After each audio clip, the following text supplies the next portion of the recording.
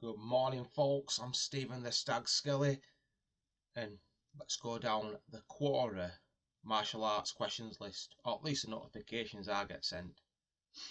Get some funny ones. Alright, let's go down the list. Boom, boom. What is the most effective martial art that involves no weapons and hand-to-hand combat?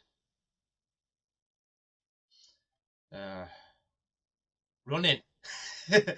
Running, parkour, or verbal fool.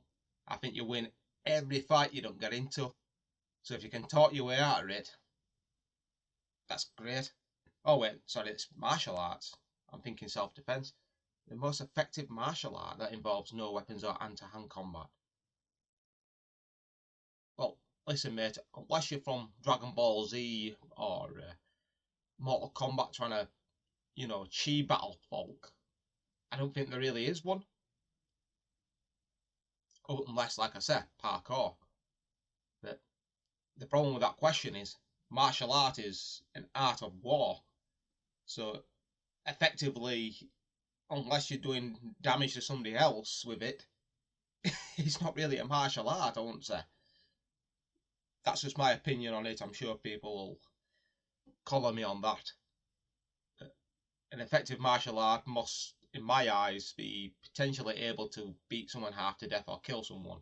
I'm not saying martial artists should go out and beat people after death, or kill people. I'm just saying that's kind of like the whole point of it. An art of war. Maybe their idea is that it's maybe grappling doesn't count as hand to hand, but that's bullshit. If you're manipulating someone's body with your hands, it's hand to hand. Simple as. Next one. What are some potential implications of a mixed martial arts brawl between Mark Zuckerberg and Elon Musk? I don't know. Whoever wins, we all laugh. You've got a bloke who's well out of his age and some celebrity's kid wanting to duke it out. It'll look like a white collar, I reckon. Or when you get a couple of lads who are brand new to it sparring, it's not going to it's not going to be a good fight. For one, they don't train, like celebrities the same way with they train like people like me or people like you. Unless you're a celebrity, in which case they don't train you the same as me. I'll put it down there.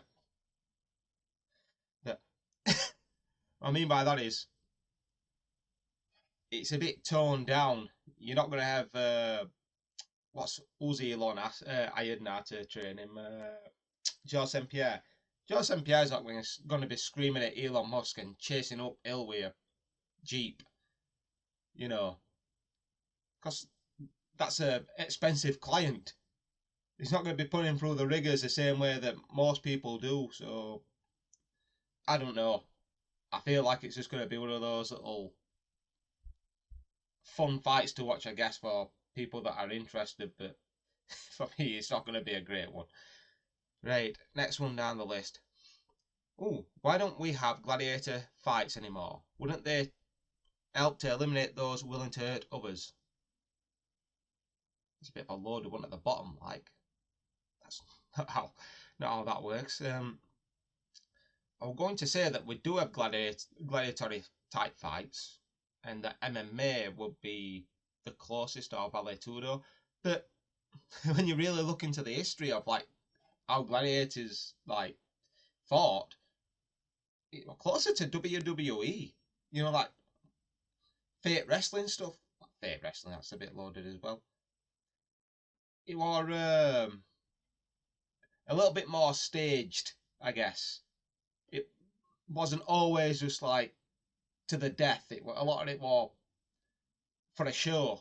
In fact, from what I've read, if you killed the gladiator from another stable, your stable master had to pay him for the death, unless it were authorised by obviously the higher up. In which case, I think the emperor compensated the fellow. So yeah, why don't we have them anymore? We do. We just made it safer. Does boxing or any other form of martial arts work for self-defense purposes? Yeah. Don't know what else to say to that. Yeah.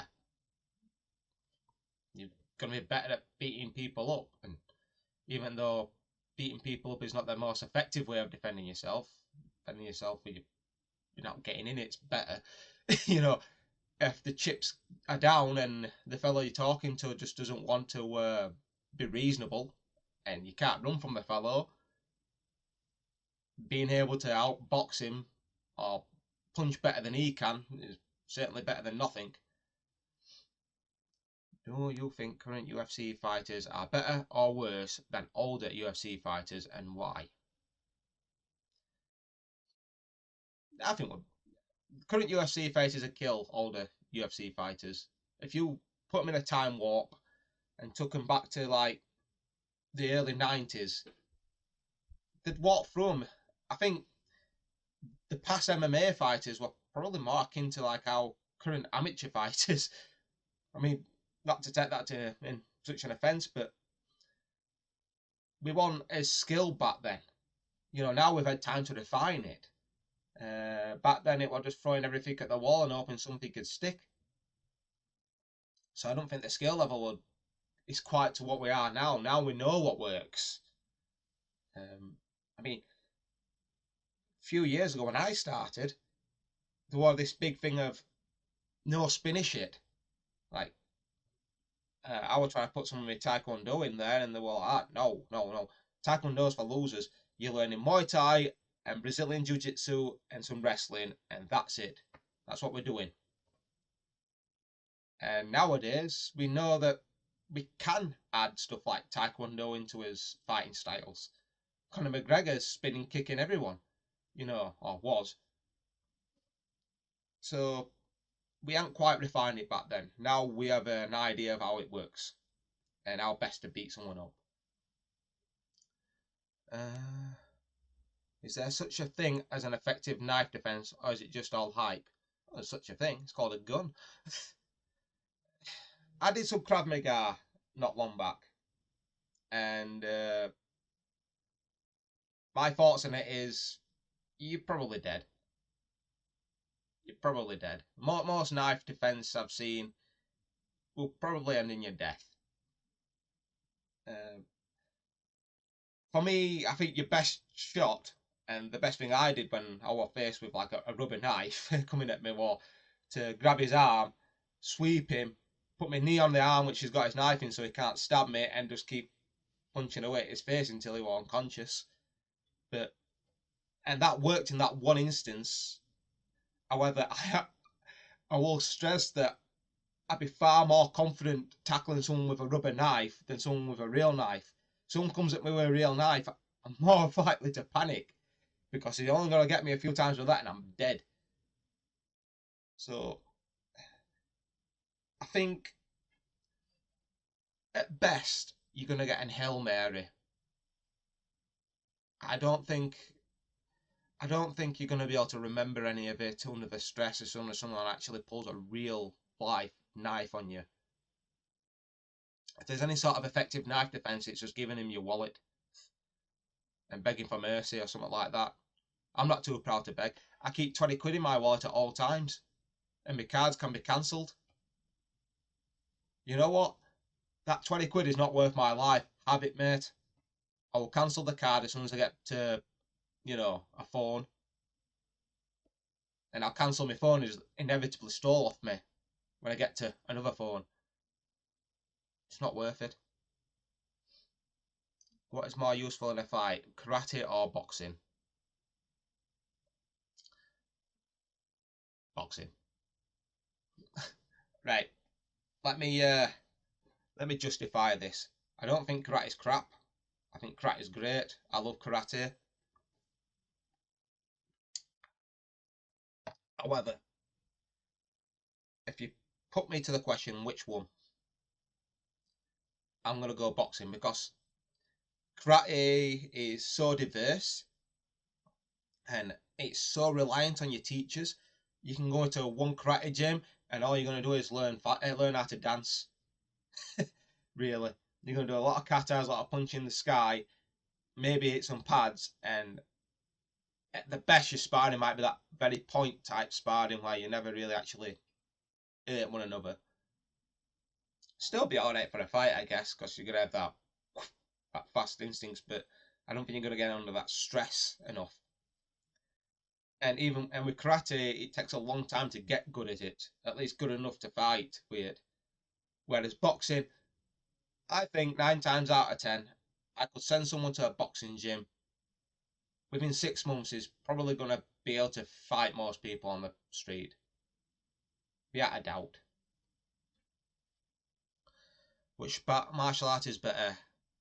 Kalari, Paiuto, I'm not sure if I'm pronouncing that right. Taekwondo, karate, kickboxing, western boxing, or kung fu? I don't even want to get into that. It's a long, loaded question. A long question. Kung fu and karate have so many different styles to it. I don't even want to start there. Even with kickboxing, in my previous video, I mentioned how many different kickboxing styles there are. I don't know what that Kalari Paiuto is. I did do a little research a while ago and I saw the name come up, and I think they use a lot of knives and sticks. So maybe I'll give it to that one, because knives and sticks tend to beat punches and kicks. That rhymes. And if it rhymes, it's true. What are the benefits and drawbacks of martial arts for anger management? It isn't anger management. That's stupid. Everybody has this feeling, has this thought, probably because I've watched Karate Kid too often, that martial arts is for, that kind of behaviour. Like it turns you into a nice guy. Nah, there's plenty of dickheads in martial arts. It's not there for that. Maybe if you're a child and you kind of grow up in that, there's a bit of more like a discipline as a kid, mainly because the coach needs to get you to listen so he can teach you, and you might learn some discipline there. But as far as controlling anger management, that's more of a you thing. The gym's not there to be your shrink. If you've got anger management problems, go and see a shrink. Learn how to punch people in the face. That might even make it worse.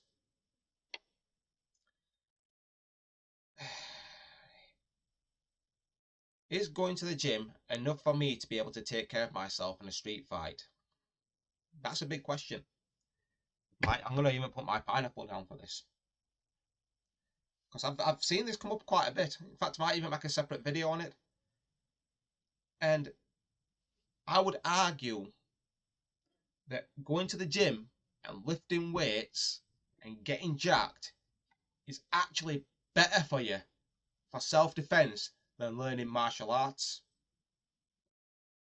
And my reasoning is, most martial artists don't look like they can fight. Most martial artists look like me, and I don't look like I can fight. I'm the least intimidating bloke you'll ever come across. And people, muggers and idiots, tend to pick on people they think can't fight. And yeah, it's going to go wrong for them when they pick on the wrong person and he drops them, or roundhouse kicks them, or drop kicks them in front of a bus or something. But they don't go after people that are built like brick shithouses. You get what I'm saying here? So if we think about self-defense as a way of avoiding fights, being built like a brick shithouse is going to avoid you a lot of fights. People don't like fighting people that are big and jacked, because people look at big and jacked people and think, damn, he'll kill me. I might make a separate video going more into that. As far as taking care of yourself in a street fight,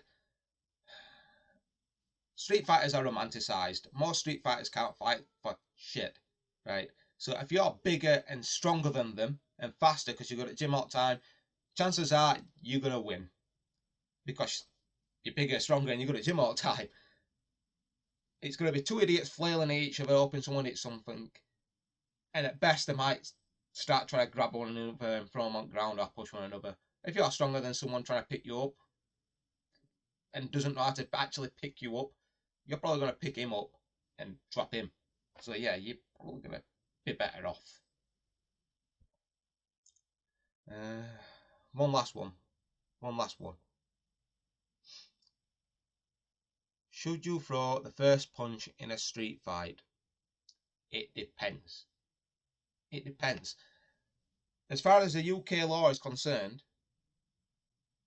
it is not illegal or against the law for you to throw that first punch if you thought you were threatened, if you can justify it. So there is that myth that you have to be punched first before you can defend yourself. That's not the case. If someone's in your face and you think he's going to start throwing or he's dangerous, he's going to start attacking, and you've got no other way of escaping, punch the guy. You're well within your rights to. I mean, punch the guy if you feel like you're going to win it, or you feel like it's going to give you an advantage. Sucker punch him. Do whatever you can. Do whatever you feel is right to get you out of that situation. Then run.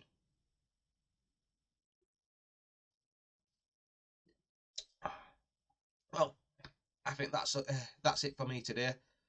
So I hope you've enjoyed me having a good rant, reading down this page of Quora questions. It's been fun. But you know what? I need to come out with a really good ending for this.